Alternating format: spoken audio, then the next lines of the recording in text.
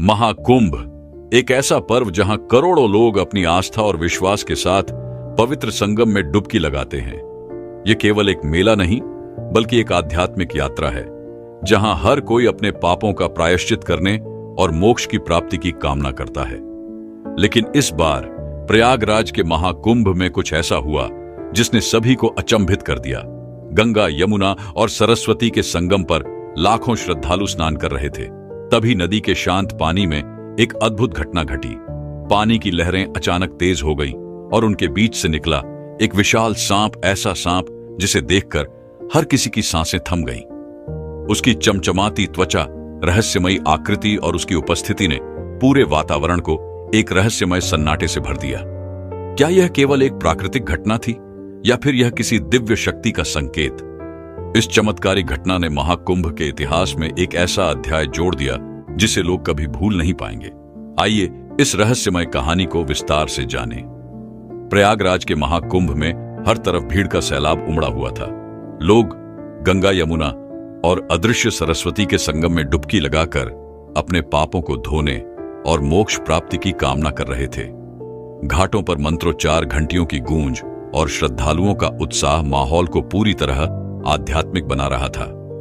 तभी अचानक संगम के बीच एक अद्भुत घटना हुई जिसने वहां मौजूद सभी लोगों को स्तब्ध कर दिया।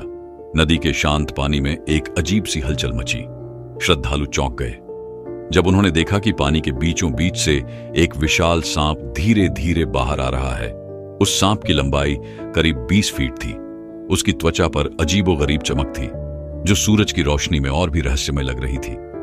लेकिन सबसे हैरान कर देने वाली बात यह थी कि सांप के शरीर पर गंगा, यमुना और सरस्वती जैसी धाराओं की आकृतियां उभरी हुई थीं। यह दृश्य इतना अद्भुत था कि वहां मौजूद सभी लोग अपनी जगह पर थम गए। लोगों के बीच खुसर पुसर शुरू हो गई। कोई कह रहा था यह शेषनाग है, भगवान विष्णु का वाहन, यह चमत्कार है, तो कोई इसे प्रकृति का दुर्लभ दृश्य मान रहा था। कुछ श्रद्धालु हाथ जोड़कर प्रार्थना करने लगे तो कुछ इसे अपने फोन में रिकॉर्ड करने लगे। सांप शांत था, उसने किसी को नुकसान नहीं पहुंचाया। वह धीरे धीरे संगम के पवित्र जल में तैरता रहा।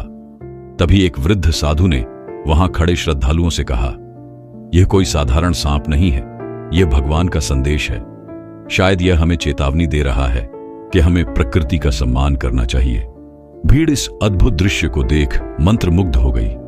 सांप कुछ देर तक संगम के पानी में रहा और फिर धीरे धीरे गहरे पानी में गायब हो गया। इस घटना ने पूरे महाकुंभ को एक नई दिशा दे दी।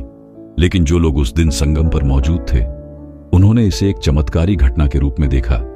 यह घटना न केवल उनके विश्वास को और मजबूत कर गई, बल्कि उन्हें यह एहसास भी दिलाया कि महाकुंभ जैसा पवित्र आयोजन किसी अदृश्य शक्ति का आशीर्वाद है। इस घटना ने महाकुंभ को हमेशा के लिए यादगार बना दिया। लोग आज भी इसे अपनी बातों और कहानियों में साझा करते हैं।